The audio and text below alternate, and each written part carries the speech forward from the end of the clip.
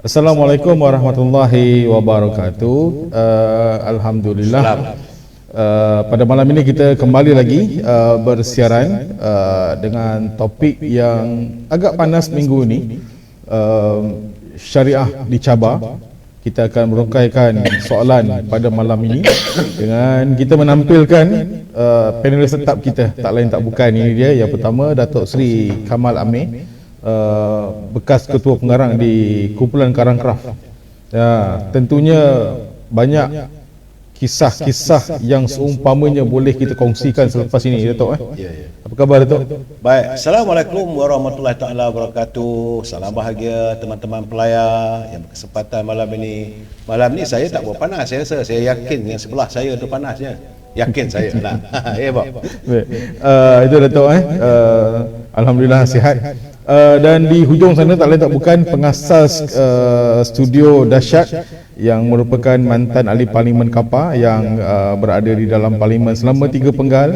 Isu RU 355 pun pada zaman beliau berada dalam Parlimen, kan, Datuk? Jadi soal yang kita bincangkan malam ni tak lari jauh lah, semuanya berkisar dengan undang-undang syariah dan enactment syariah negeri. Khabar, Datuk? Baik-baik, Alhamdulillah. Hadirnya, Assalamualaikum warahmatullahi wabarakatuh. Hadirnya pada malam ini amat terkesan kepada saya untuk saya nak ulas beberapa perkara yang mendatangkan kerusingan dan juga malapetaka kepada fikiran-fikiran orang tertentu. Terima kasih. Baik, Datuk. Dan Datuk Seri, malam ini kita akan kupas selagi mana kita boleh bagi penjelasan yang paling mudah kepada penonton-penonton di luar sana, untuk memahami apa yang sebenarnya berlaku dalam kes yang melibatkan Iki Putra dan juga Nick Elin. Nick Elin dia dua perkara yang berbeza, tapi situasi yang boleh difikirkan sama. Iki Putra dengan undang-undang syariah negeri Selangor, Nick Elin dengan Kelantan, yang sekarang ini sedang di dalam pertimbangan mahkamah. Tapi sebelum itu, kepada anda yang sedang menonton, sama ada di Facebook, di YouTube dan juga TikTok, jadi kalau boleh tinggalkan komen untuk kita sama-sama memberikan penerangan. Kita sharekan juga supaya perbincangan kita malam ini sampai kepada orang di luar sana. Sebab apa yang berlaku sekarang ini ialah parti pembangkang sedang memesongkan fakta sebenar apa yang sedang berlaku. Perkara yang bohong ini diulang-ulang banyak kali akan menjadi benar dalam konteks propaganda yang diperkenalkan oleh kerajaan Hitler dulu, Datuk. Ini yang kita tidak mahu berlaku. Apa yang sebenarnya berlaku? Kalau boleh saya nak kongsikan di sini kronologi kes Nick Elin dan juga Iki Putra melawan Iki Putra dan juga Nick Elin. 21 Ogos 2019 Iki Putra didakwa di Mahkamah Syariah Negeri Selangor. 29 Februari 2020 Muhyiddin Yassin dilantik sebagai PM8 dan Taqiyuddin Kota Baru sebagai Menteri Undang-Undang. 2 April 2020 Haji Hadi dilantik sebagai Duta Khas ke Timur Tengah, Bertaraf Menteri. 25 hari bulan Februari 2021 Mahkamah Persekutuan benarkan cabaran undang-undang oleh Iki Putra. Ketika ini PAS menjadi kerajaan dan ahli Parlimen Kota Baru menjadi Menteri Undang-Undang tidak berbuat apa-apa. Pada 19 Mac 2021, 200 orang peguam tanda tangan petisyen desak pindaan perlembagaan. Kemudian 7 Julai 2021 Ismail Sabri dilantik sebagai Perdana Menteri ke-9. 25 Mei 2022 Nick Elin failkan notis usul cabar perkara dalam Kanun Jenayah Syariah Kelantan. Ketika notis ini difailkan, PAS tidak berbuat apa-apa. Pada 30 hari bulan 9 2022 Mahkamah Persekutuan benarkan cabaran undang-undang oleh Nick Elin. Sekali lagi PAS tidak berbuat apa-apa. Ketika itu mereka masih dalam kerajaan dan Menteri Undang-Undangnya ialah dari Kota Baru. Dan 13 Oktober 2022 Nick Elin failkan petisyen November 2022 pilihan raya umum ke-15, 24 November 2022 Anwar dilantik sebagai PM ke-10, dan 19 Januari 2023 ketika zaman pemerintahan Kerajaan Malaysia Madani, 3 majlis agama Islam wilayah Persekutuan Kedah dan Selangor terima kebenaran untuk jadi sahabat mahkamah dalam kes ini, dan seterusnya 17 Ogos 2023 keputusan Iki Putra di Mahkamah Persekutuan. 24 hari bulan 10 2023 Haji Hadi sebut dalam parlimen, ini ayat dia, dia sebut kalau PH tak bertindak, kami akan bertindak. Bila kuasa di tangan 33 bulan tidak bertindak, dia nak salahkan kerajaan yang memerintah ni. Sedangkan semua ini bermula episodnya bermula dari zaman pemerintahan Perikatan Nasional. Dan beberapa hari yang lepas mahkamah ataupun hakim telah membuat keputusan untuk menangguhkan keputusan cabaran kes undang-undang syariah, enactment syariah di Kelantan yang dibuat oleh Nek Lin, maka keputusan itu ditangguhkan. Jadi tuan-tuan dan puan-puan, malam ini kita akan kupas satu persatu. Kita akan buka semua kekesutan yang sedang bermain di fikiran penonton pada malam ini. Saya nak persilakan Datuk Abdullah Sani dulu. Ya. Orang yang paling bersemangat nak bercakap isu ni, yang cukup marah bila soal syariah pun nak dipolitikkan. Sedangkan Datuk kenyataan Nik Alin sendiri 2 hari lepas, kenyataan dia di akhbar menyatakan PAS ada hak untuk berhimpun, tapi jangan pusingkan fakta. Silakan Datuk. Terima kasih Bob. Seperti mana yang telah kita khabarkan, saya ingin menyinggung beberapa perkara yang menjadi persoalan kepada isu yang dibangkitkan, seperti mana yang telah Bob telah pun memberikan penerangan tentang episod yang berlaku dalam kes ini. Dan saya berada dalam dewan pada waktu itu sebelum ianya dibubarkan, dan juga pilihan raya berlaku pada 2022. Apa yang saya nak tegaskan di sini ialah kita ambil pokok dulu. Pokok dulu ialah pada 1988 saya ingin menyinggung penulisan daripada Fahaman Ahmad Mursi, begitu dekat dengan pandangan ataupun dekat dengan isu yang begitu relevan ini. Sebab pertama, pada 1988 di bawah peraturan perlembagaan 121/1A dibuat pindaan yang tidak membolehkan Mahkamah Sivil mencabar apa saja keputusan yang dibuat oleh Mahkamah Syariah. Pindaan itu dibuat pada tahun 1998. Tak kala itu yang PAS ini pula berkala dengan amanat Adi Awang nak berkapirkan orang, nak sembelih orang UMNO tak boleh makan, haram nikah, kena nikah kali yang kedua, bayang imam dua imam dalam satu waktu. Ini adalah peranan dan perangai yang dimainkan tanpa memikirkan isu yang dibangkitkan pada tahun 1988 yang dibawa oleh Datuk Seri Anwar Ibrahim untuk kuatkan perlembagaan dan mengangkat martabat Mahkamah Syariah. Dan bersama beliau ketika itulah Profesor Ahmad Ibrahim sepanjang perbincangan 8 kali lebih. Saya diberitahu 8 kali lebih, lebih kurang gitu. Dan akhirnya pindaan itu dibuat berlandaskan kepada mengangkat integriti Mahkamah Syariah. Namun sebelum perkara penting dan besar ini dilakukan, campur tangan dan juga mengedepikan keputusan Mahkamah Syariah ini menjadi satu perkara yang begitu mendesak. Dan masa itu PAS dia tak fikirkan semua itu.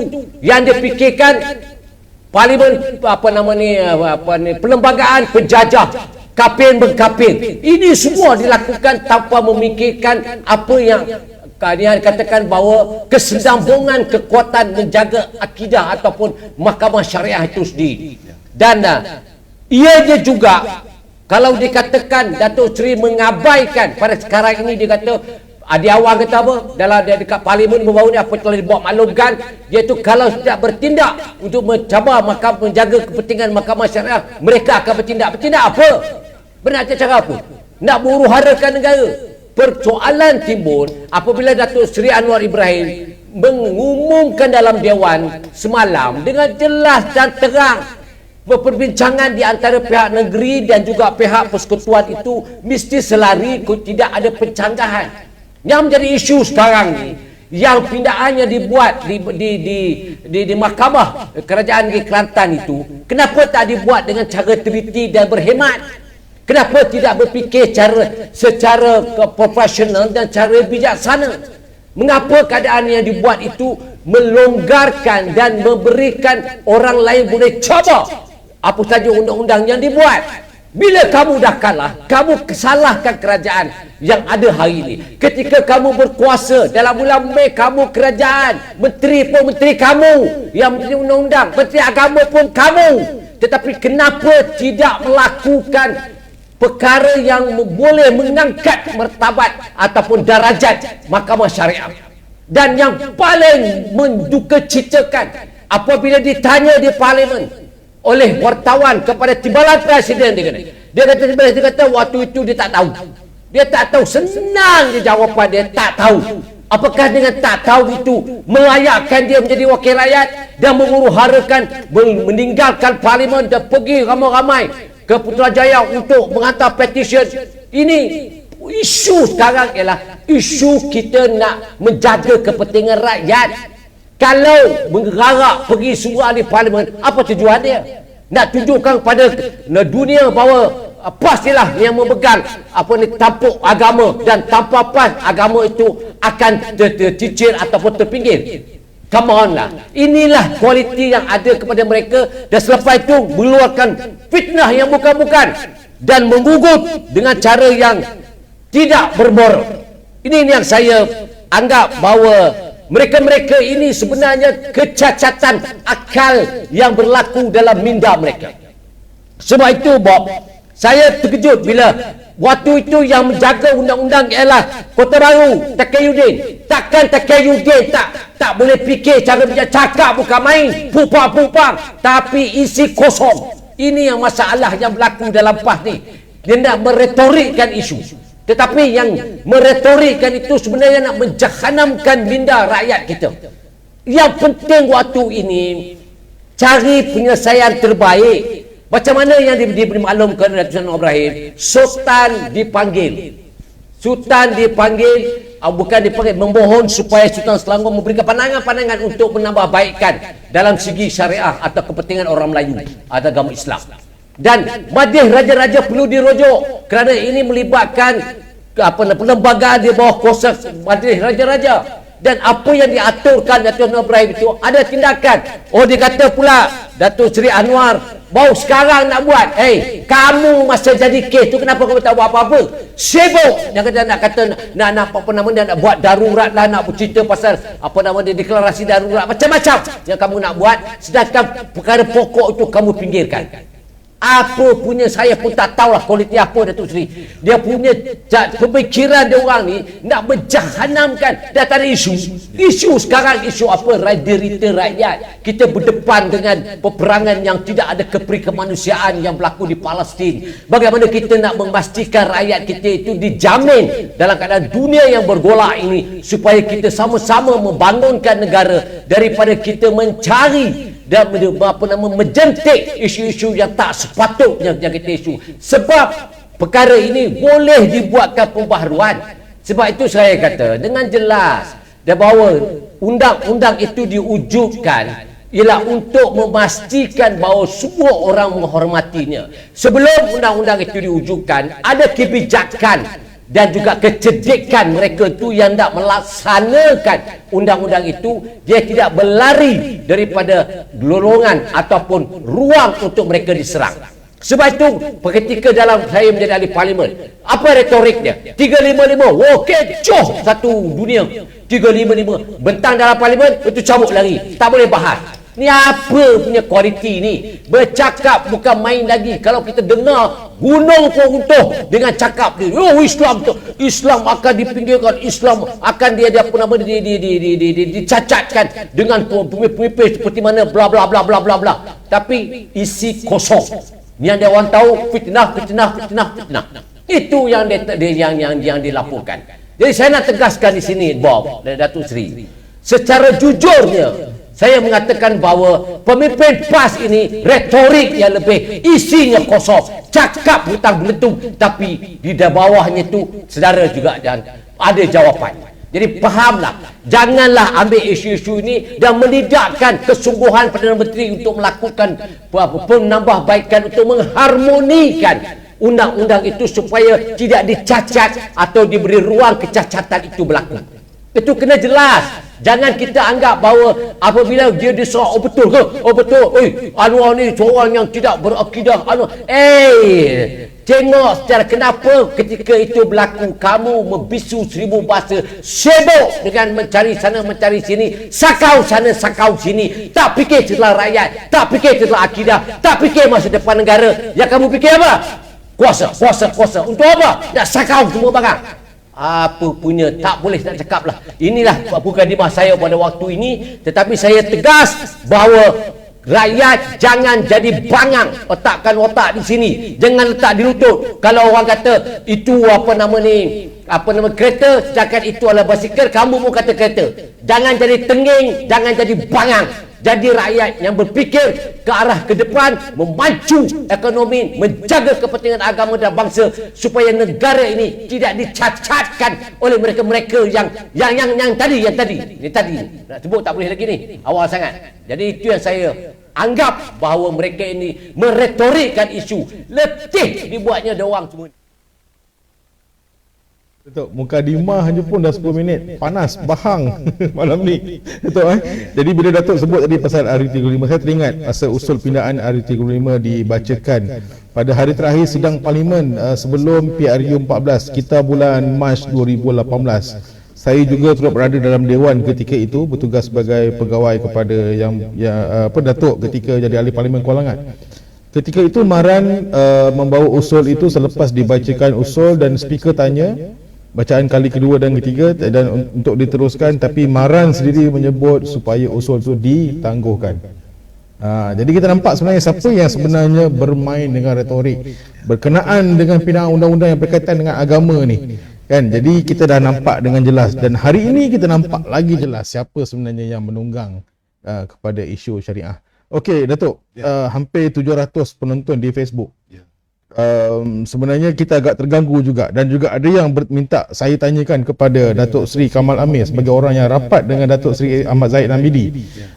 Sekitar semalam kalau saya tak silap, semalam atau pagi tadi, ada satu kenyataan yang dibuat oleh seorang yang tak berani balik ke Malaysia, Raja Petrol Kamarudin, yang bersembunyi di London, membuat kenyataan dengan memuat gambar Datuk Seri Ahmad Zahid Hamidi dan juga Datuk Seri Syambuddin Tun Hussein On, mengatakan Datuk Seri Ahmad Zahid Hamidi sedang sakit di hospital dan kritikal, dan jawatan Presiden UMNO itu akan diserahkan kepada Datuk Seri Syambuddin Tun Hussein On sebagai pemangku Presiden.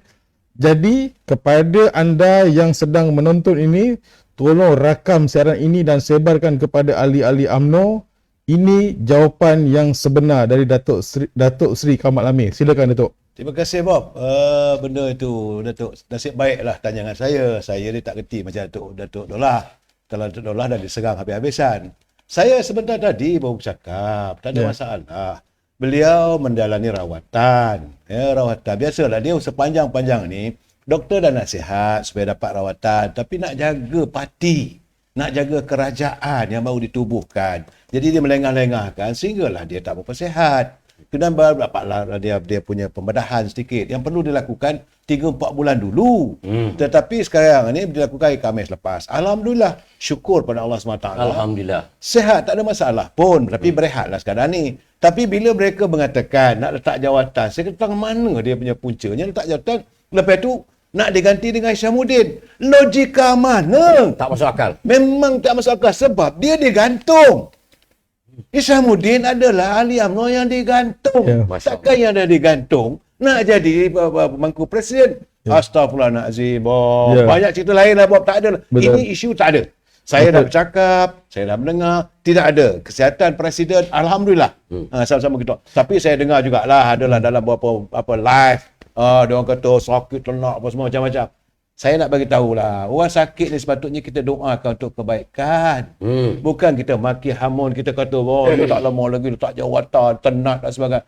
Saya nak bagi tahu, sewaktu Haji Hadi sakit, waktu Nik Aziz sakit, Datuk Seri Zahid, Datuk Seri Najib, Datuk Seri Anwar Ibrahim pergi melawat dan mendoakan. Bukan mendoakan yang bukan-bukan. Ini mendoakan bahawa jawatan ini akan dipindah pada orang. Betul lah Datuk kata. Lain tak ada yang dipikir. Adalah jawatan. Kami warga UMNO tak ada apa pun. Cuma kita berdoa. Biasa saya pun dah masih lagi dalam keadaan tak bersihat. Dah 2-3 minggu. Orang dah tua ni, kalau tak sihat ni, lambatlah sikit nak recovernya. Biarlah dia berehat. Dan sekarang ini dia bersama dengan keluarga dia. Jadi kena tak nampak.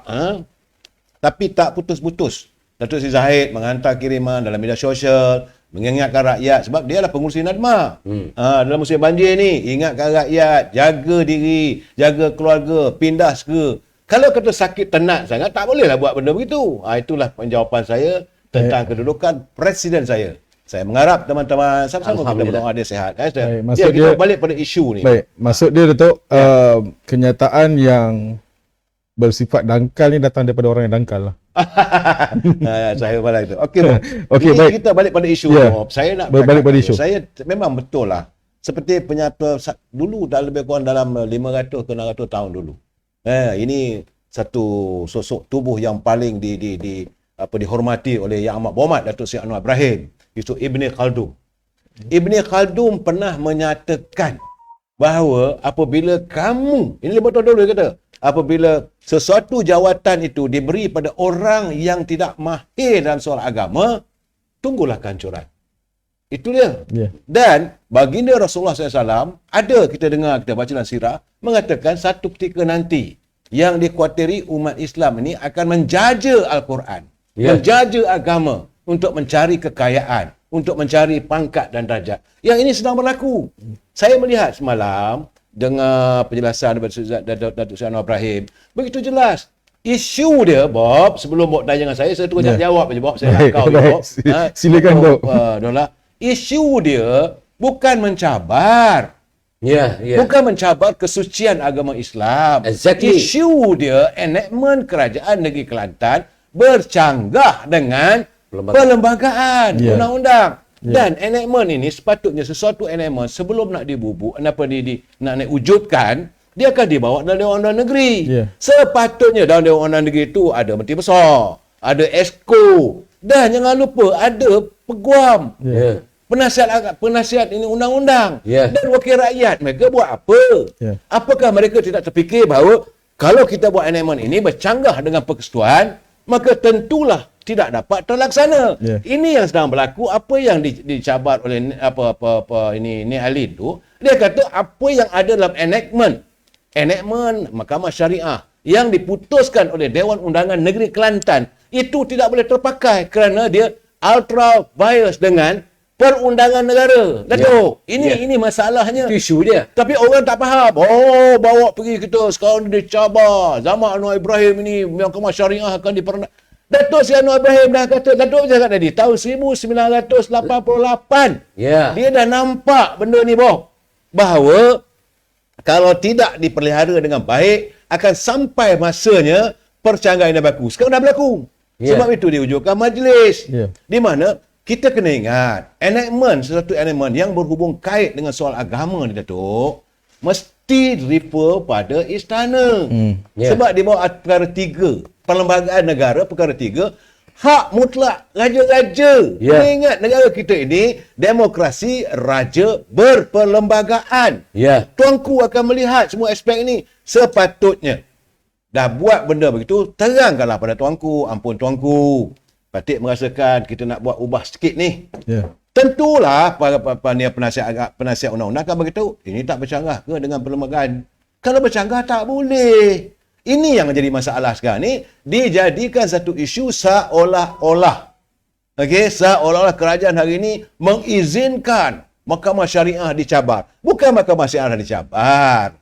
Enactment yang ada dalam mahkamah syariah yang diluluskan oleh Dewan Undangan Negeri Kelantan itu sudah boleh dicabar kerana bercanggah. Datuk kena ingat, Tok, mahkamah syariah maksimum hukumannya 3 tahun. Kalau sesuatu kanun jenayah dalam hukum syariah 3 tahun. Dan maksimumnya 3,000.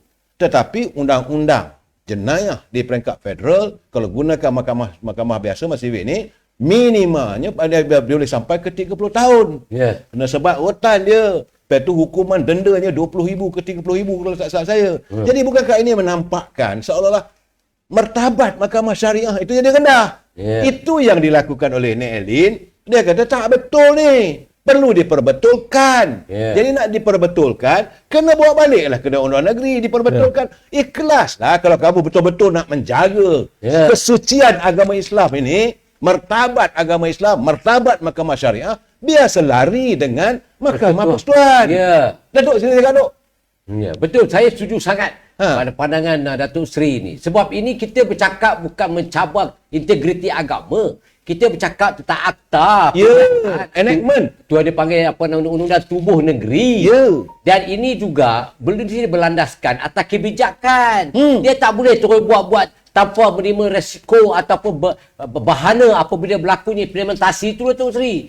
Dan saya tak nampak. Tapi yang saya nampak sekarang ni, dia kalut dengan dia kata bahawa Datuk Seri Anwar hendak memperlekehkan mahkamah syariah dan tidak mau mengangkat martabat mahkamah syariah. Itu yang dibainkan dalam viral-viral. Saya kadang-kadang saya menyampah tengok orang-orang yang dia tahu benda tu, dia tahu ke tak tahu, tak tahu. Takkanlah dia tening sangat bangang sampai dia tak boleh menilaikan apa isunya dan apa keberangkaliannya dan siapa yang menjaga kepentingan mahkamah syariah. Saya nak bagi tahu, bukan Hadi Awang yang jaga kepentingan mahkamah syariah tu. Yang dibuat pada 8 Datuk Seri Anwar Ibrahim.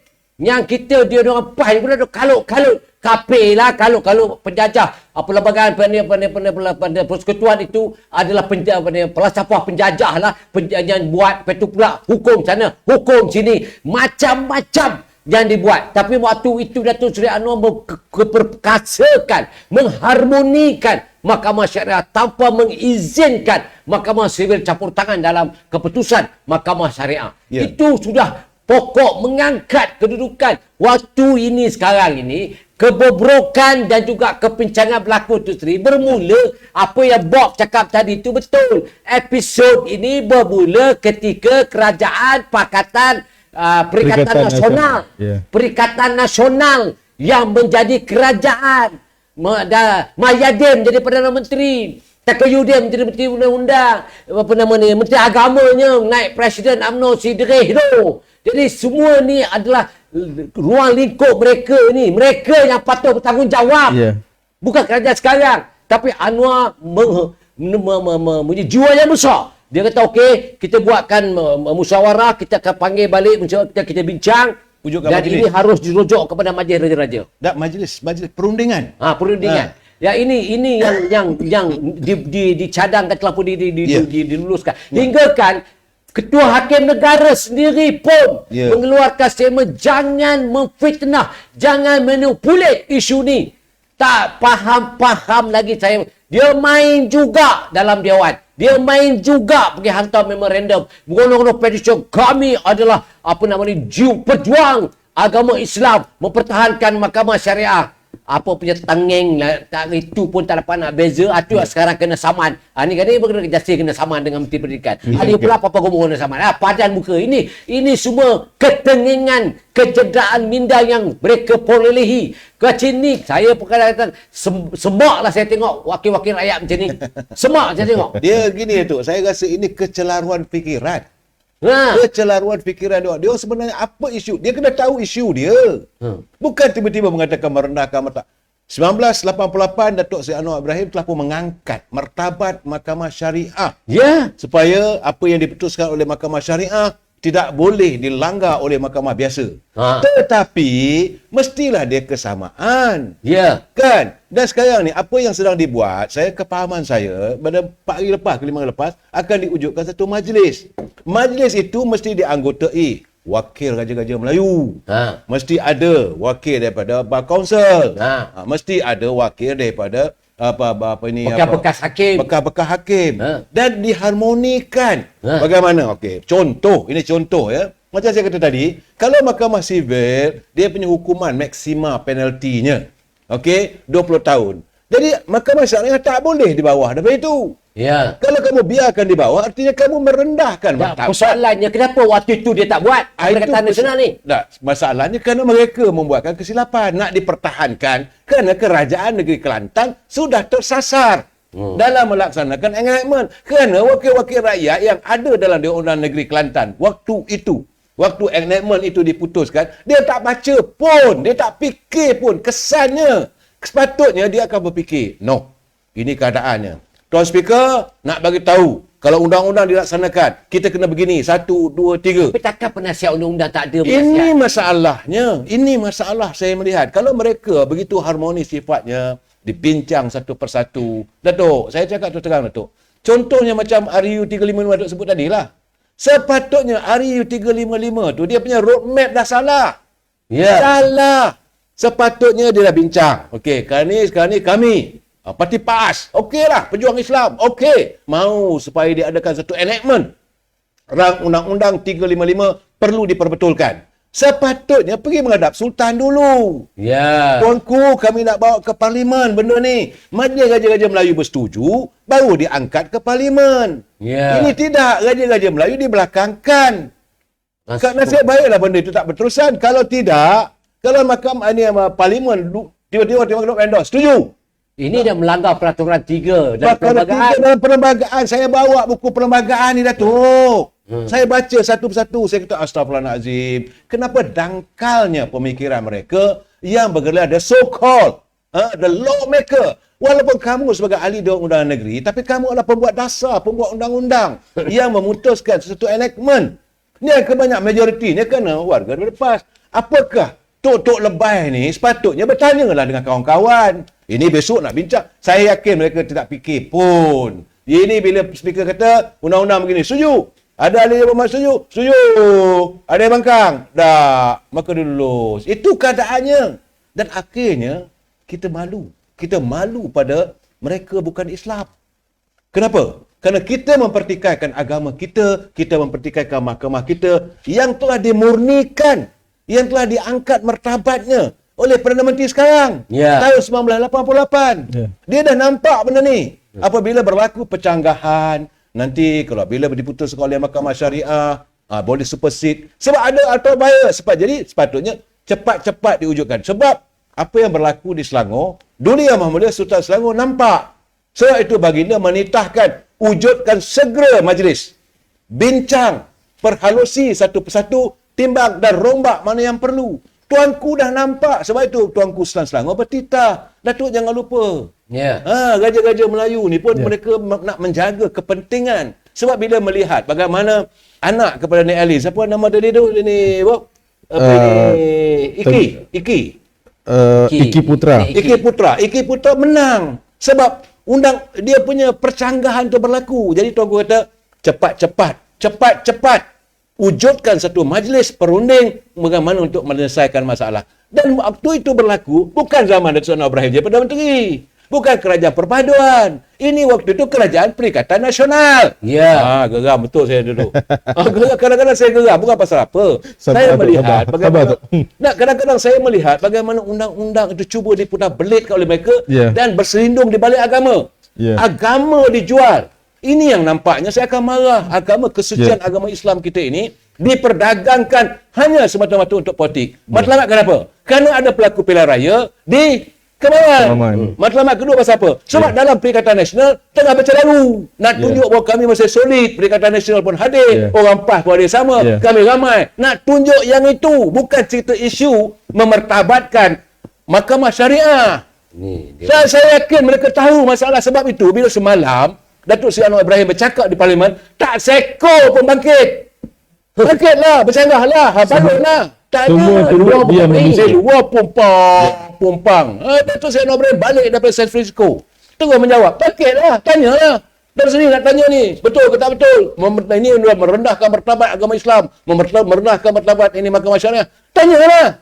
Tak berani. Sebab mereka tahu mereka ada masalah. Ini masalah dia sebenarnya tu. Saya marah pula gini. Tenang dulu. Kita redakan keadaan. Okey, saya nak sebab tadi Datuk dah petik soal memisahkan akidah, memisahkan fakta tunggang akidah dan sebagainya. Ya, kita lihat PAS sebagai satu pihak yang menjuarai membawa isu sebarang yang melibatkan akidah rakyat Malaysia, terutamanya orang Islam. Ya. Tapi apa yang mereka bawa ini hanyalah untuk kepentingan politik, bukanlah untuk kepentingan umum, bukanlah kemaslahatan ammah itu sendiri. Saya nak menjemput kedua-dua panelis ini untuk kita mengimbau kembali amanat Haji Adi yang telah dibuat pada tahun 1981, Datuk. Ya. Ketika itu Haji Adi menyebut dalam amanat beliau, dia kata kita menentang UMNO bukan kerana nama dia UMNO. Kita menentang BN bukan kerana nama dia BN. Nanti sekejap Bob, ada ni saya punya pelayar Man Pisang, dia kena suara bergema. Tengok admin macam ada suara bergema. Cuba tengok ni. Pelayar-pelayar kita sakit telinga dia. Nah, kawan-kawan kita ramai. Sudah Azli Kasim ada, sudah Mak Yusuf ada, Kazani, ramai mereka bertanya suara bergema. Macam mana ni technician? Betul, kasi kita tengah panas ni. Bob, sila.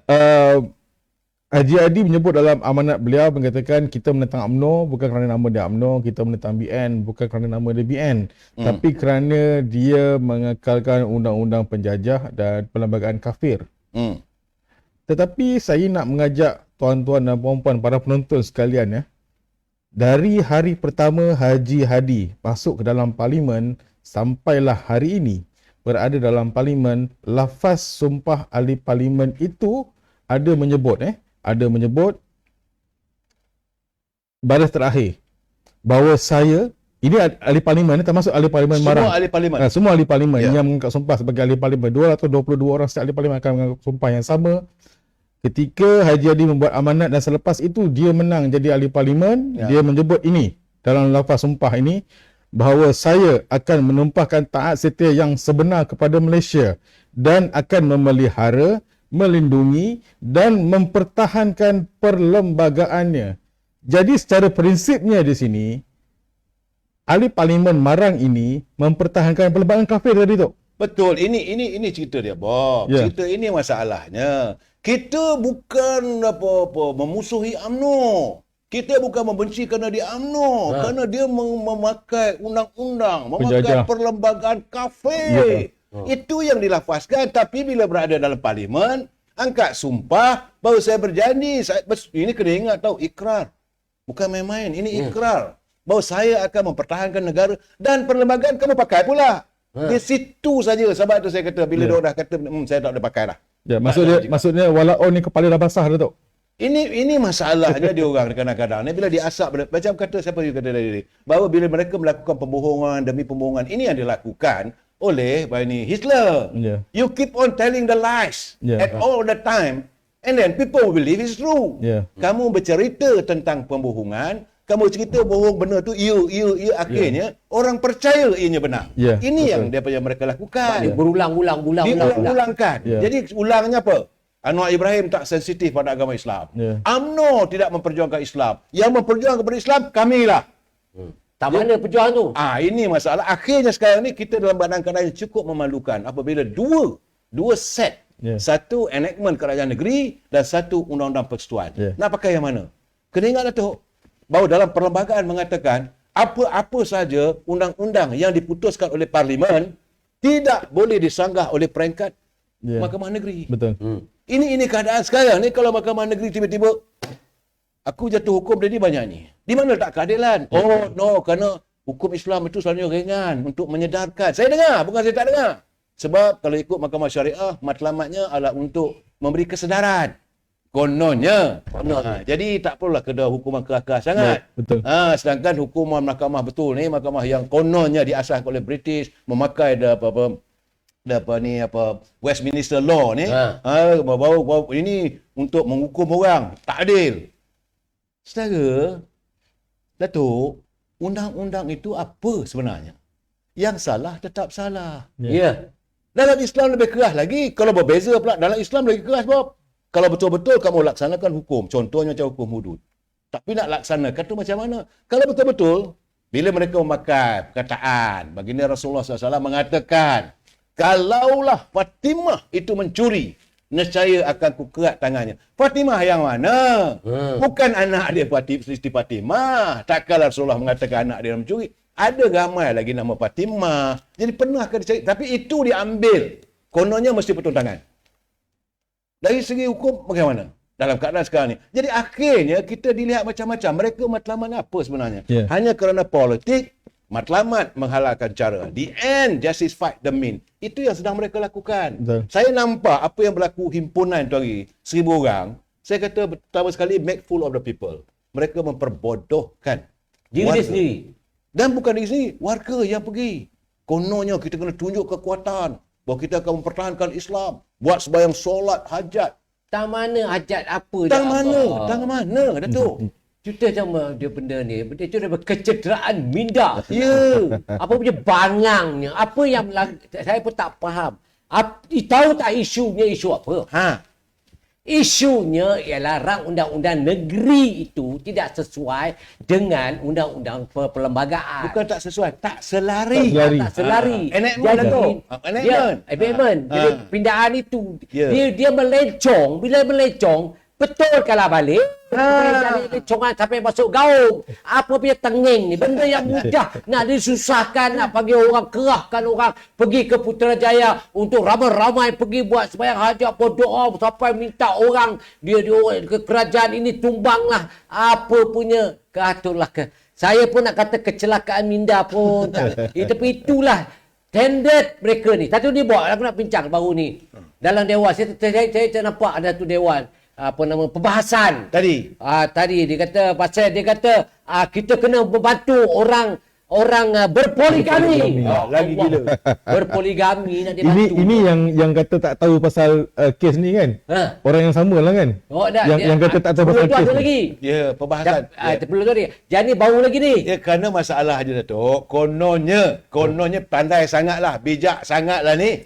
Kononnya, the so called bijak. Bahawa negara kita ramai masalah anak dara, ramai tak dapat kahwin. Okey?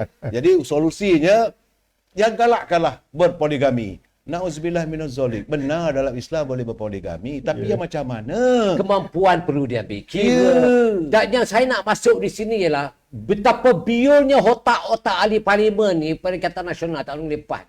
Dia fikir tak apa yang dia cakap tu mewakili tu rakyat yang di belakang dia tu. Bukan datang ke parlimen nak buat apa nama dia panggil penglibur lara. Dia penglibur lara. Batulah orang-orang yang boleh berpoligami, yang boleh duk semak otak dengan poligami lah.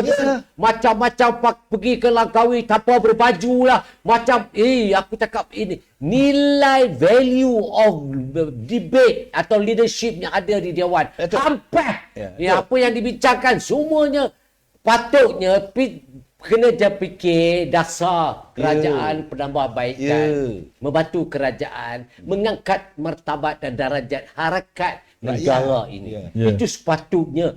Balik-balik nak berpoligami. Kalau dia tak mampu buat apa nak poligami. Cerita yang bukan-bukan ni nak suruh tolong-tolong. Allahu Akbar.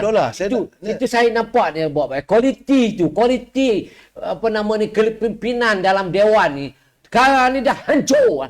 Yang dia cakap macam contoh debate sepanjang yang saya tengok dalam siri yang ada dalam bajet ni. Contohnya bajet. Saya tak nampak dalam bajet ni ada satu kerangka dasar yang membantu kerajaan untuk menambahbaikan bajet yang telah pun diputuskan berjumlah 393.8 bilion itu. Bagaimana kita nak mengolah untuk menambah baik di mana cacat celanya supaya ianya dapat ditambah baik. Itu dipanggil ajakan paradigma.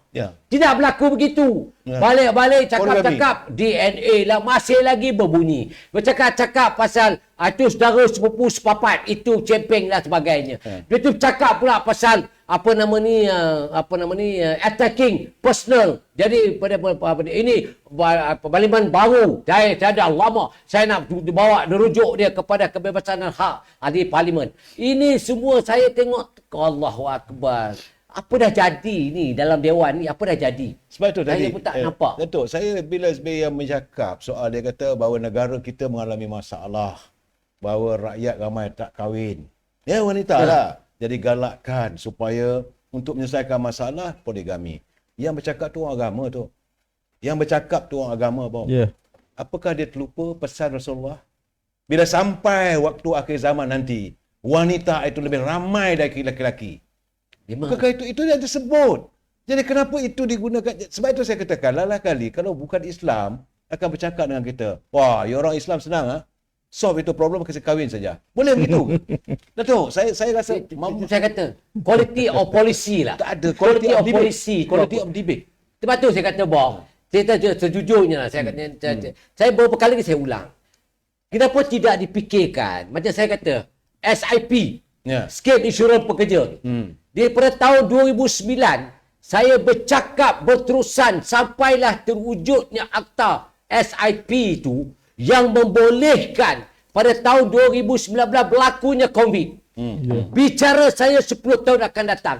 Fikirlah, ahli parlimen ni semua kena fikir. Jangan buat satu benda yang too personal, bawa sebagai satu isu nasional.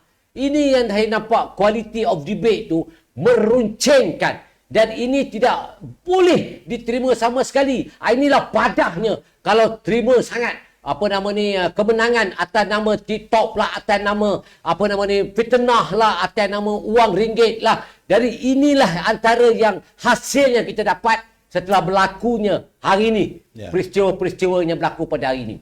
Dan apa yang kita tengok. Dan inilah kecelakaan yang berlaku dalam negara yang membuat dasar ini tidak memahami tentang diskripsi apa itu peranan dan watak-watak ahli parlimen yang perlu wajib dimainkan. Dan tidak membolehkan kita bertoleransi dalam pandangan sebegini. Ya. Sebab kita tengok bahawa kepincangan itu berlaku dalam konteks perdebatan yang debat yang tak ada point langsung. Dan inilah antara yang saya lihat, Bob ya. Yang ini yang saya lihat bahawa apabila berlakunya pertelingkahan tentang mahkamah syariah ini di atas Kelantan dan Persekutuan ini, antara yang berbezaan di atas beberapa pindaan yang dibuat ni, sebenarnya ialah otak itu letak di lutut. Inilah masalah. Ya, tu. Sebab itu saya katakan, Bob, saya cakap kan, saya dah meramalkan 2-3 hari lepas sebelum Parlimen bersidang. Saya kata hari Senin ni Parlimen akan bersidang. Apakah rakyat akan dikecewakan lagi? Ternyata rakyat dikecewakan. Apabila tidak ada ahli-ahli Parlimen bercakap, okeylah kita bercakap soal tentang bagaimana isu mahkamah syariah di negeri Kelantan yang sedang dicabar enactment, bukan the whole of mahkamah. Enactment sebagai daripada 20 sebagai perkara. 20 perkara. Bukan 20, 18 je. 18 tak sampai 20. Dari 20 hingga 18. Yang dicabar bahawa undang ini bercanggah dengan undang-undang sivil. Okey. Apa salahnya seorang ahli wakil rakyat daripada PAS bangun, Tuan Speaker, saya nak bercakap dalam soal perundangan ni, kenapa tidak? Kita wujudkan segera dan menuntut Yang Amat Perdana Menteri tak mau lagi tunggu pagi, adakan sesegera mungkin dan kita adakan satu musyawarah antara kerajaan negeri dan federal. Tak seorang pun bercakap. Ya. Itulah kualiti Tidak dia, keluar. itulah kualiti dia. Itu yang dia saya bukan nak solve the problem. Ya. Dia nak create problem antara itu sendiri. Create wujud nak bagi orang benci. Inilah dia hasil yang rakyat kawasan pilih, kawasan dipilih wakil rakyat. Inilah jenis dia. Ini tak berakal. Itu yang saya katakan, Datuk. Saya kesian pada rakyat. Rakyat yang begitu waktu mereka. Sekarang ni dia berlaku di Kemaman ni. Ya, betul. Saya alhamdulillah calon daripada Kemaman, Tan Sri Tengku Dato' ini Afendi, dia menyantuni orang lama ada apa semua tu. Mereka apa? Naik pentas maki hamun. Fiesta maki hamun. Saya alhamdulillah syukur. Mewakili parti saya parti Datuk pun saya tengok juga. Teman-teman daripada Awan, semalam saya dah bercakap Awan, itu wanita amanah Anggota dan wanita wanita amanah keadilan. nasional. Saya ketua wanita kenalan Malaysia. Apa Datuk Datin Pak Izzat. Dia sendiri turun, saya nampak dia bermesra dengan ketua wanita amanah Malaysia dan mereka menyantuni rumah ke rumah. This should be the way, sebab kita nak menghantar seorang wakil rakyat. Wakil rakyat Kemaman. Bukan ahli PAS yang kita nak hantar supaya dia hadir di mahkamah di parlimen nanti dapat membicarakan kerana latar belakang dia sebagai seorang tentera. Bolehlah baik. bercakap cerita. Tak adalah cerita. Jangan ingat saya pikul komunis atas baru saya. Saya gelak satu duduk. Saya cakap dari 4-5 malam dulu sudah bercakap. Bila saya dengar ahli parlimen Keterik. Dia kata bahawa dia kalaulah akan datang, parlimen akan datang, dia kata saya suka. Kerana panglima itu akan berhadapan dengan saya di parlimen. Artinya dia dah mengkonfirm bahawa Tan Sri Raja Effendi dah menang. Sebab dia kata akan berdepan dengan saya di parlimen.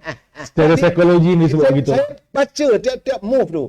Saya kata, korang tengah bertempur ni, kamu dah memperiktiraf. Bahawa saya kata, alhamdulillah, syukurlah. Itu keadaan. Amin ya rabbal alamin. So, Bob, anything, Bob. Okey. PAS bukan Islam, Islam bukan PAS. Betul? Ya, Islam ialah agama yang kita pegang sampai mati. Yang kita anuti. Yang kita anuti. PAS hanya sebuah parti politik. Boleh keluar dan pergi pada bila-bila masa. Tidak jatuh murtad orang itu kalau dia keluar daripada PAS. Betul? Okey, saya nak tanya soalan berkisar tentang Amanat Haji Hadi juga. Okey.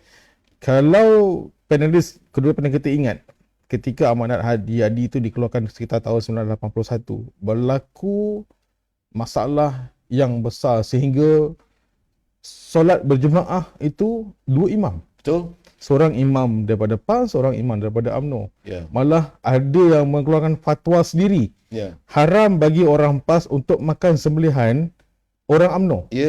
Ada yang suami orang PAS, isteri orang UMNO bercerai-berai pun ada. Sampai putus tali persaudaraan pun ada. Sampailah tak bertegur siapa jiran dan sebagainya. Ini kemudaratan yang datang daripada amanat yang boleh dikatakan mengganggu pegangan ataupun silaturahim ataupun kepercayaan ukhuwah sesama kita.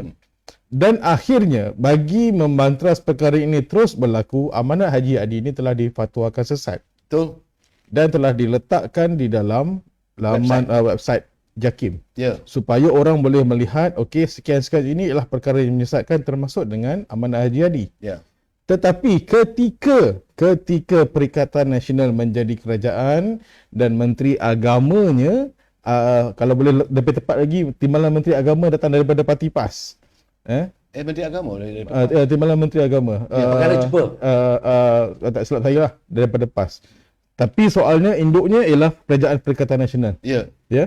Mereka, apa yang mereka buat, mereka telah mengeluarkan Amanat Haji Hadi dari portal JAKIM daripada senarai yang menyesatkan itu tadi. Adakah ini syariat yang dibawa oleh PAS? Siapa nak jawab? Silakan. Tak, saya begini, kesan daripada itu, bukan hanya itu, lebih serius lagi. Jangan lupa peristiwa Mamali. Datuk. Dan most serious is orang sanggup mati kerana memperjuangkan. Ini yang berlaku kemarin dulu. Akibat daripada saranan itu demi agama Islam. Memang kita sayang, kita cinta kita pada agama Islam. Kita sanggup berkorban demi Islam kerana kematian kita kalau memperjuangkan Islam itu syahid hukumnya. Siapa tak nak mencium bau syurga? Tetapi apakah benar kenyataan itu yang akhirnya tiba-tiba apa kata Dr. Mahathir? Mati kata.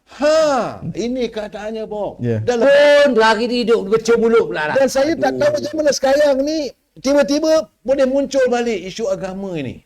Saya cukup tidak tenteram lah dalam keadaan sekarang ni. Di saat kita sedang memperbaiki ekonomi, di saat kita berhadapan dunia Islam sekarang ni, dunia melihat bagaimana kesatuan umat Islam dalam kita menentang ini kezaliman rejim Zionis. Saya sabah malam saya akan bercakap. Alhamdulillah setakat hari ini katanya ada ceasefire 4 hari. Tapi laknatnya si Benjamin Netanyahu tu, dia berkata 4 hari, lepas 4 hari kita pegang lagi. Nampak? Tapi kenapa? Kerana kita tidak ada kesatuan kita. Itu sebab lah tu kita tengok peranan kita main. Sebelum ni pun peranan itu kita tak nampak ditonjolkan. Betul. Bila Datuk Seri Anwar Ibrahim menggunakan platform daripada PBB sampai ke peringkat Arab Saudi dan Arab dan sekebetul APEC, tidak terputus langsung membicarakan soal kemanusiaan. Ini yang kita nampak bahawa atas desakan depan-depan Presiden Amerika Syarikat John Biden sendiri, Datuk Seri berlafazkan komitmen supaya gencatan senjata tu perlu dilakukan sekarang. Betul. Dan akhirnya 4 hari. Alhamdulillah, maknanya betul. di dunia luar sana memperlihatkan kesungguhan kita. Ya. Dalam negara kita ni, duk beremeh dengan benda-benda mahkamah syariah yang boleh diselesaikan dalam keadaan harmoni, bermusyawarah, bersyorat, cari penyelesaian terbaik. Tak payah duk kalut-kalut duk kata kau nu nak Tak payah beragak lah tu. Tak payah beragak. tak payah beragak buat nak beragak. Saya ingat keberkatan di Padang Berbuk beragak apa jadi. RU 355. Nah, itulah tu. Apa jadi? Sampaikan, dia tanya pula.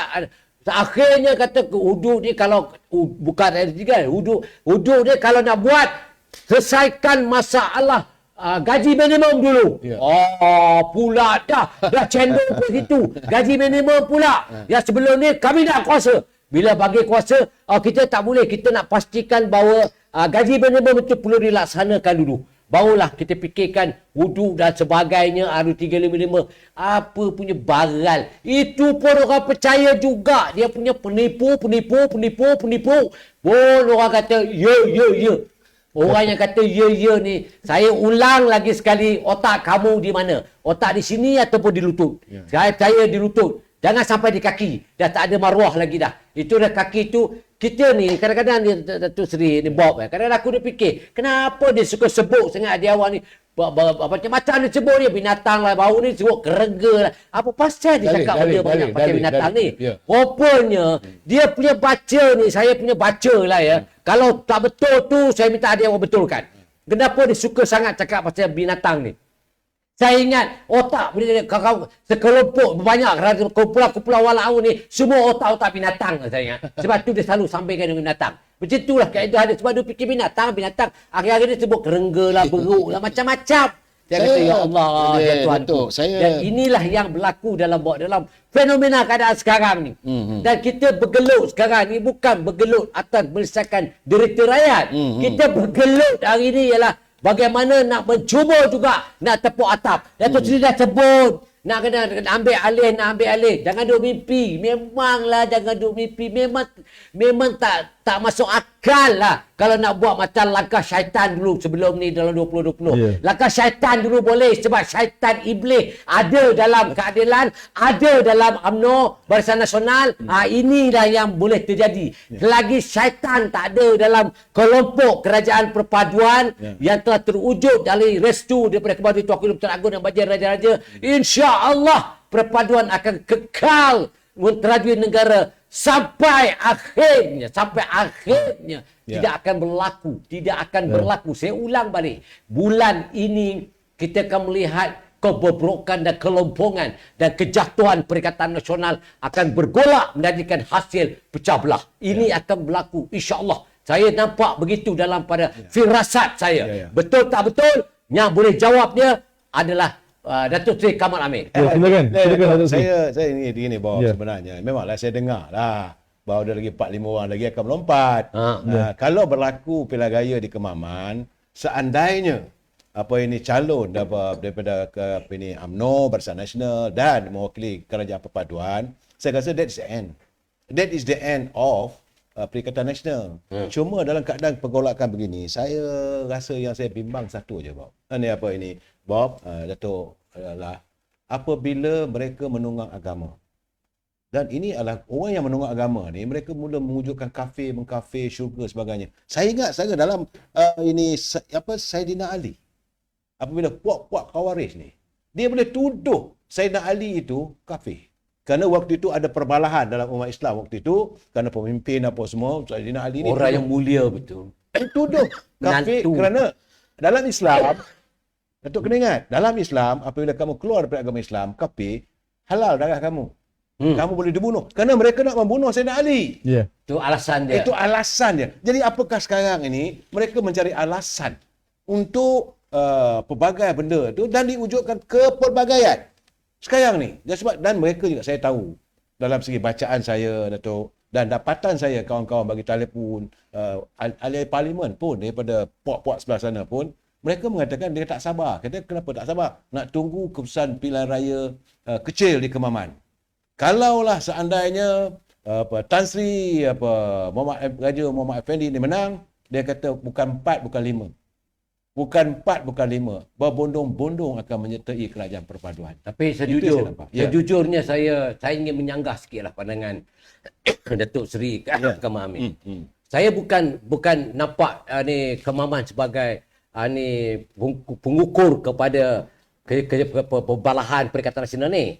Saya melihat Kemaman ini adalah kebangkitan daripada kekuatan yang sebenarnya atas beberapa perkara yang berlalu yang membolehkan satu ajakan berlaku. Tetapi mengatakan Perikatan Nasional ni akan jahanam pada waktu ini, pada bulan ini, saya percaya bulan ini adalah bulan yang akan mencerminkan dan menghasilkan perpecahan yang nyata di Perikatan Nasional. Sebab mereka tak ada naratif, mereka tak ada agenda, mereka tidak ada masa depan untuk negara dan rakyat. Mereka tahu kaut benda-benda itu jadikan satu alasan untuk melawan atau menekan kerajaan. Dia tak ada point.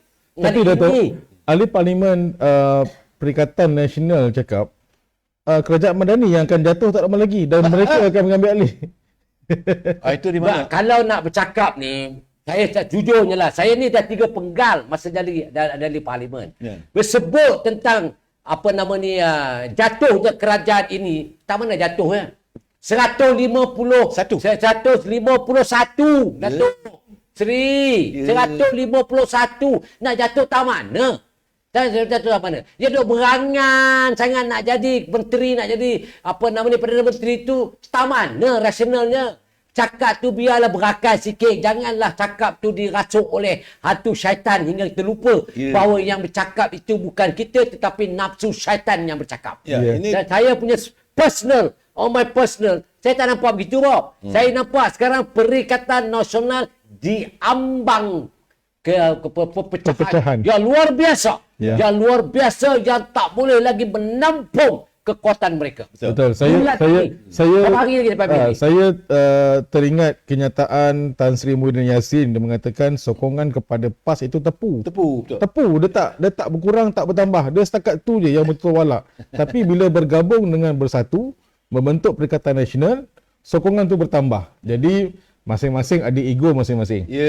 Bukannya mereka membuat panggil untuk menyantuni ataupun memperkukuhkan semula, tapi dah mula nampak bibit-bibit perpecahan. Betul. Bob, saya lihat begini, bila you kata tadi adalah daripada Perikatan Nasional mengatakan bahawa kerajaan akan tumbang. Naratif ini tiap-tiap kali ada pilihan raya kecil, maka itulah cerita dia. Daripada pilihan raya 6 buah negeri, kalau 6 buah negeri ini maka akan jatuh kerajaan. Saya kata salah. Jatuh pimpinan kerajaan. Jatuh kerajaan tu treason tu, tak boleh tu. Kerajaan dulu yang Mahmudiyah Pertuan Agong. Salah tu saya pertikaikan dia orang. Kemudian berlaku pilihan raya kecil di Johor. Mulai dengan Simpang Jeram. Oh, kalau kita menang kali ini, maka berakhirlah era Anwar Ibrahim. Kita akan masuk. Dahsyat betul lah. Akhirnya tumbang juga. Kemudian berlaku pula di Pelangai. Jangan lupa. Kita menang di Pelangai. Bahawa dengan Pelangai inilah kita akan ambil alih Putrajaya. Saya kata ambil tang mana yang bertanding di luar negeri. Datuk. Bangang sangat betul. Okeylah, berlaku pilihan raya. Kita menang dengan begitu bergaya sekali. Dan hari ini pilihan raya kecil di Kemaman. Oh, bahawa calon kami akan jadi Perdana Menteri. Ya Allah, saya kata. Ada cakap bahawa calon yang akan jadi Perdana Menteri. Dah sekarang dah bercakap, dah tular dalam media sosial. Bahawa ini akan membentuk kerajaannya lah. Sebab itulah dia ditandingkan. Supaya tidak jadi menteri besar, dia bertanding ke Parlimen. Kerana persiapan untuk sebagai calon Perdana Menteri. Habis kau nak campak Andreas Zamani kat mana? Nak campak ini yang Muhyiddin tak mana? Dan macam you kata tadi lah. Bila Muhyiddin pula cakap, PAS pun dah tepu. Ini keadaan sekarang tiap-tiap kali adanya pilihan raya kecil, kerajaan pimpinan Datuk Seri Anwar Ibrahim akan jatuh. Tapi yang saya nampak dalam keadaan begitu, bertambah sokongan. 148, Syed Saddiq keluar, 347, naik balik 151. Sebab itu saya katakan, Datuk kata tadi dalam bulan ini, saya nampak akan berlaku tambahan lagi. Kalau ada 4 orang tu masuk. 4 orang yang kita tahu. Jadi kalau 4 orang masuk, dah jadi 155. Saya mengatakan 168. Saya dah berbual dengan 1 orang. Saya berbual dengan 1 orang yang rapat dengan mereka. Saya kata ini keadaannya 168. Kalau macam tu pasal bila pula nak jatuhnya Datuk Seri Anwar Ibrahim tu? Yang saya harapkan Orang yang percaya ni semua ni, ratib dia lain tak ada, bila pilihan raya Anwar Anwar tumbang. Saya dengar satu kawan saya tu daripada Dewan Melayu. Dewan Melayu. Dewan Melayu Perniagaan. Dia dekat saya, satu orang tu tak boleh sebut nama lah, tak lagi dia kecil hati dengan saya pula. Saya pun baik juga dengan dia, tapi dia ni tengeng sikit, tapi berangan tu besar sangat. Dia kata saya belum menang ni, saya judawat lawan timbalan, saya menang ni kena saya nak jadi menteri besok ni. Jadi saya jadi pembangku. Saya kata dia cakap macam tu, dia cakap dia punya confident. Dia punya confident tu, ya Allah, luar biasa. Itu yang saya kata tadi tu, yang beliau kata baru Datuk Zaid pula nak. Tiba-tiba Isamuddin, saya pun dengar dia kata apa punya bangang punya orang cakap. Ini orang dari utara tu. Ya. Dari utara. Betul. Dia utara, dia yang mari dekat pejabat. Dia kata, ya Allah, apa teruk sangat dia orang ni. Sampai tahu itu. Ini kalau dia saya dengar tu. Dia kata menang saja Menteri Besar Samsuri ni, dia akan menjadi Perdana Menteri. Dia watak pada menteri tu dia lebih layak. Layak apa ketika banjir kamu pergi ke Auckland tu buat apa? Pergi bercuti saja meninggalkan rakyat kamu derita. Apa punya bangang nak jasa banding? Apa jasa yang kamu buat di Terengganu tu? Yang boleh kamu jadi PM tu. Terengganu tu pembangunan ekonomi dia bagus sebab Petronas. Kalau tak ada Petronas, sebiji lah macam mana berlaku. Nak bayar dia gaji kaki tangan awam pun tak mampu. Dia jujur je. Jadi jangan nak buat persepsi yang luar biasa buruk dia. Ya, itu yang saya nampak lah. Tapi sejujurnya saya katalah itu memang permainan dia. Tapi saya masih kekal dengan pandangan saya. Dalam bulan 11 ini menjangkau 12 akan berlakulah kerajaan yang paling kuat, bertambah kuat, dan sejarah 151 waktu ini pun sejarahnya luar biasa kerana ia melambangkan perpaduan yang unik dan sentiasa bersama-sama untuk membangunkan negara, memelihara bangsa dan agama. Inilah yang saya lihat kekuatan itu dalam konteks tahun ini berakhir. Dan jangan kita duduk terperdaya. Jangan terperdaya. Saya ulang lagi kali yang ketiga. Jangan terperdaya dengan cerita-cerita karut, dongeng-dongeng yang dibawa oleh pemimpin-pemimpin Perikatan Nasional yang seekor dua ekor ni, seolah-olah bahawa kerajaan perpaduan ini akan tumbang. Saya kata minta maaf lah, yang tumbang tu kamu sekarang dalam keadaan dalam dia kata gerbang kehancuran. Dalam kata lain, kamulah kumpulan celaka sial haram jadah. Perikatan Nasional ingat tu. Okey. Satu kata pergi, 10 kata mari, Datuk. Itulah ajaibnya ataupun magic lah yang berlaku pada hari ini. Satu kata 10 keburukan pasal kerajaan hari ini, tapi bersusun pula daripada pembangkang datang menyertai kerajaan kerana mereka dah nampak kebaikan itu. Dan topik kita malam ini kita pun dah melepasi 1 jam bersiaran dengan lebih 1,000 penonton di Facebook dan menghampiri 1,000 penonton di YouTube, dan di TikTok saya tak pasti berapa. Kita dah membincangkan adakah syariah itu dicabar. Jadi rumusannya tidak. Tidak sama sekali. Akidah itu sebenarnya akidah dan juga pemikiran orang itu dipermainkan, macam Datuk cakap, diperbodohkan untuk kepentingan politik sesetengah pihak. Kalau boleh saya sebut, kepentingan politik pembangkang, terutama parti PAS. Saya sekadar nak membacakan saya kalau tak salah dia ni peguam, tapi kenyataan yang dibuat di Facebook ini sangat berbahaya dan boleh memesongkan akidah. Dia sebut begini. Ini ketika Perhimpunan Selamatkan Syariah di Putrajaya tempoh hari. Dia sebut begini. Kepada teman-teman, anda kata esok mahkamah tidak memihak kepada kita, kita harus berarak ke Jabatan Perdana Menteri dan gulingkan kerajaan kafir ini. Mati kita adalah mati syahid. Takbir, kata dia. Nauzubillah. Ini adalah satu contoh ayat daripada mereka, sebab narratif yang mereka mainkan ialah undang-undang syariah itu dicabar oleh bangsanya sendiri. Syariah itu dicabar oleh agamanya sendiri. Sedangkan apa yang saya bacakan tadi ialah akidah seseorang itu dipesongkan oleh orang agama itu sendiri. dia menganut agama PAS. Saya tak rasa dia menganut agama Islam. Dia menganut agama PAS, Datuk. Ni boleh didakwa ni. Boleh Islam didakwa tidak ni. mengajar begini. Kan? Okey. Jadi rumusan dari kedua-dua panelis, silakan sebagai Rumusan saya nak mengajak teman-teman pertama sekali fahamlah bahawa apa yang berlaku sekarang bukan kita mencabar kesucian, kemurnian Mahkamah Syariah. Malahan pimpinan hari ini sedang berusaha untuk mengangkat martabat Mahkamah Syariah itu supaya selari dengan mahkamah yang ada. Dan tidak ada. Cabaran yang dilakukan Nek Eileen adalah untuk mempertikaikan apa yang berlaku dan sekalau sepatut mereka berlapang dada lah. Jangan jadikan ini sebagai polemik politik. Segera wujudkan satu jawatankuasa, bincang kerajaan negeri dengan kerajaan pusat. Bukan Mahkamah Syariah itu dicabar. Tetapi enactment yang diluluskan oleh mereka-mereka yang, apa dia kata tadi? Mereka-mereka tenging. Yang itu yang dalam keadaan memutuskan menjadikan sebahagian dan merosakkan undang-undang. Itu sebagai penutup pada bicara kita malam ni. Saya Bob, terima kasih dan moderator yang sabar. Saya pun naik angin juga tadi dia. Silakan Datuk. Seperti mana yang telah kita bincang tadi, rumusan saya simple je.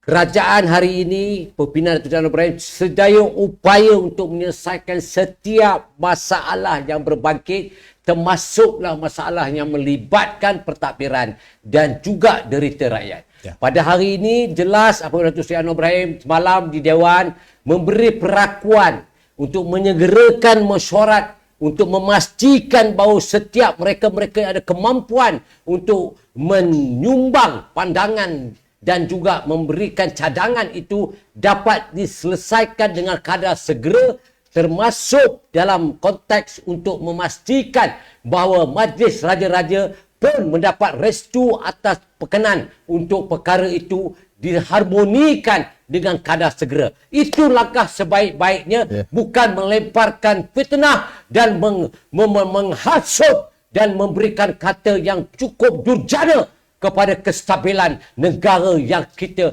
jaga selama ini. Saya nak beritahu, saya nak ulang lagi sekali Bob, menteri-menteri yang terlibat, mereka-mereka yang terlibat, pentadbiran, tolong semak, tolong ambil tindakan. Jangan biarkan pendurjana ini bermaharaja lela. Hukum mereka dan jangan biarkan mereka merosakkan akidah dan perpaduan yang ada dalam negara ini. Terima kasih Bob. Baik. Terima kasih juga kembali kepada kedua-dua panelis kita, terutama kepada Datuk Seri Kamal Amir yang setia. Kalau saya telefon dia tu memang tahu dah, memang nak panggil untuk live Datuk. Kan, beliau tidak pernah menolak, sentiasa bersama dengan kita untuk mengupas isu-isu yang berbangkit. Dan soal cabaran Nik Eileen berkenaan dengan enactment syariah Kelantan ke mahkamah ini telah pun dikupas panjang lebar tadi, dan termasuk beberapa isu-isu lain yang kita selitkan juga. Dan perkara ini juga telah dijawab sendiri oleh Perdana Menteri di dalam Parlimen, dan juga Menteri Agama pun dah jawab dalam Parlimen. Sekurang-kurangnya ahli-ahli Parlimen Pembangkang telah pun dihidangkan dengan jawapan apa yang sebenarnya berlaku ke atas perkara ini. Dan seperti awal yang saya sebutkan tadi, kronologi kepada kes Nik Eileen ini tadi, kalau PAS bertindak dari awal, maka tidak berlakulah apa yang mereka buat hari ini. Ya, seolah-olah kita nampak di sini apa yang mereka bangkit di jalanan selamatkan syariah kononnya hanyalah lebih membuka kelemahan pentadbiran mereka dahulu. Dan hari ini kita sedang menyaksikan pelawak-pelawak politik sedang menjulang kononnya membawa isu syariah, membawa isu kepentingan orang Islam dan sebagainya, tapi hanyalah sebagai kepentingan politik semata-mata. Baik, seperti mana yang disebut oleh kedua panel tadi, kita teruskan berdoa kepada saudara kita yang berada di Palestin. Dan alhamdulillah awal pagi tadi kita dikabarkan dengan berita bahawa Israel dan Hamas bersetuju menandatangani perjanjian gencatan senjata selama 4 hari. Tapi kita teruskan berdoa supaya 4 hari ini akan berterusan sampai bila-bila. Seperti mana yang Datuk Kamal Amir sebut tadi, Israel laknatullah ini selepas 4 hari mereka akan mungkin akan serang kembali, dan pernah terjadi sebelum ini dalam tempoh gejatan senjata, mereka terus menyerang kepada orang yang tidak bersalah dan tidak berdosa di Gaza. Teruskan doa anda, sama-sama kita berdoa untuk mereka. Teruskan bermunajat kepada Allah Subhanahu Wa Taala, baca kunut nazilah sebanyak mungkin untuk membantu saudara mara kita yang berada di sana, kerana senjata paling ampuh bagi orang mukmin ialah doa kepada Allah. Baik, teruskan doa semua, semoga kita dapat membantu sekurang-kurangnya memberikan keprihatinan dan solidariti kita kepada saudara kita di Palestin. InsyaAllah kita akan bersiaran minggu hadapan secara langsung dari Kemaman, dan kita bawakan seorang lagi panelis, Datuk yang jarang keluar di siaran langsung. Kalau kita boleh sebut di sini, saudara Zamir Ibrahim, Datuk kita sebut dulu lah, kita pre-empt dulu lah, kita promote dulu. Moga-moga nanti minggu depan dia tak tarik diri lah, Datuk. Ya. Okey, bersama dengan Datuk Seri Kamal Amin dan juga Datuk Abdul Sani. Ini kalau 3 orang ni kita gabungkan, memang panas suasana tu. Kita akan bersiaran dari Kemaman minggu hadapan bersempena dengan pilihan raya kecil Kemaman yang menyaksikan ini juga sebenarnya menarik, Tok, kalau kita nak kupas sebab apa PRK Kemaman dibuat? Sebab penyandangnya telah didapati oleh pihak mahkamah kemenangan penyandangnya ada unsur rasuah. Ya.